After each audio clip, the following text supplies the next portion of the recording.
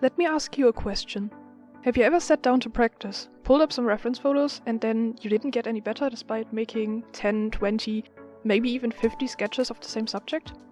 Have you ever felt like you just won't improve no matter how much you draw? Well, this video is for you, because I've been there and it's kind of disheartening, but I ended up discovering a method that is very overpowered. Because if you do it right, it will let you improve visibly in just 3 to 4 sketches. But before I give you this method, I need to talk about observation first, because you need to understand observation to understand how this method works and why it's so effective. Now, here's the thing. Observation is one of the 2 fundamental pillars of effective practice, and it is highly underrated in the art community. Now, you might say, hold on, everyone tells me to look at reference photos, so clearly it can't be underrated, right? Well, that is true, but there aren't a lot of tutorials out there on how to actually observe well. Compare that with the insane amount of how to practice something videos, and you start to understand what I mean. So, why is observation so important? You don't really know how things look like. You may have a basic understanding of things, and you will certainly be able to recognize things when you see them. If I give you a picture of a tiger, you're gonna immediately know that it's a tiger. But here's the thing, just recognizing something is not enough to actually draw it. And observation bridges this gap between what we think we know and what we actually need to know. Or that's what it should do, because usually it doesn't work out like that. Notice how sometimes you just read through a textbook for school and then you wake up like 5 minutes later and have no clue what you just read about? That's because you read the text but you weren't trying to understand it. You need to look at text in an active way. Just looking at reference photos, just blankly staring at it for an extended period of time is the same way. It's not going to help you. So observation needs to be done active. The goal here should be that after every time you observe a reference photo, you know more about your drawing subject than you knew before, otherwise it wasn't effective. But here's the thing, observation in a lot of cases is done far too passively, so how do we fix that? And this is where my method comes in. Here's the thing, this method seems simple. I take notes. When I'm working with references, I always take notes on everything that I observe, and I go really into detail with it.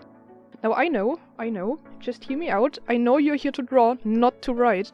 But taking notes forces you to actively look at the picture, and it also makes the knowledge easier to remember.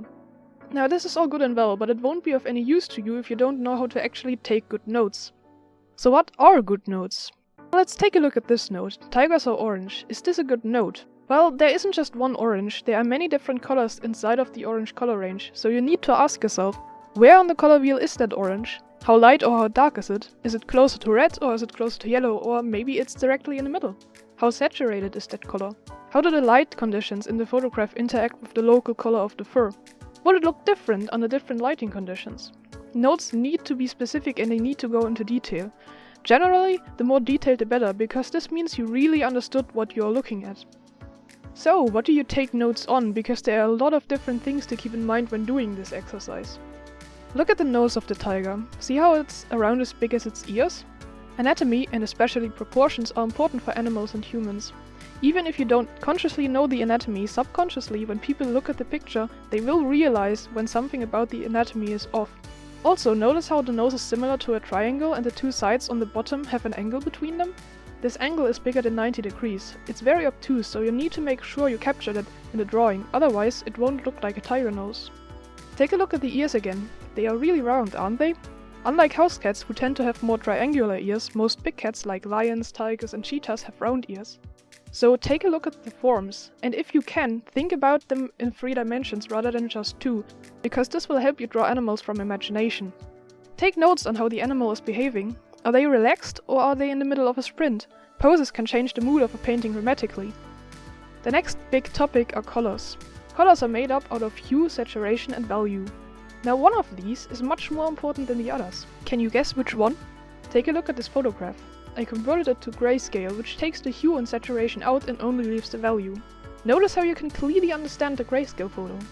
The other one, I converted to have 1 value by leaving the hue untouched. And I knew it would be bad, but I didn't expect it to be that bad. You can barely even see that it's a tiger. So value is by far the most important part of color.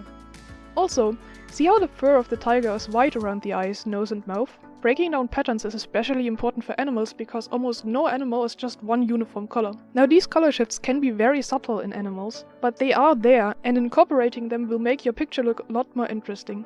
Another thing to keep in mind are the lighting conditions. In this picture there are soft shadows because the light is very diffuse. If the scene would be very sunlit, there would be very hard shadows. Also take note on what color the sunlight is. Scenes at sunset and sunrise will have much more yellow light than scenes in the middle of the day.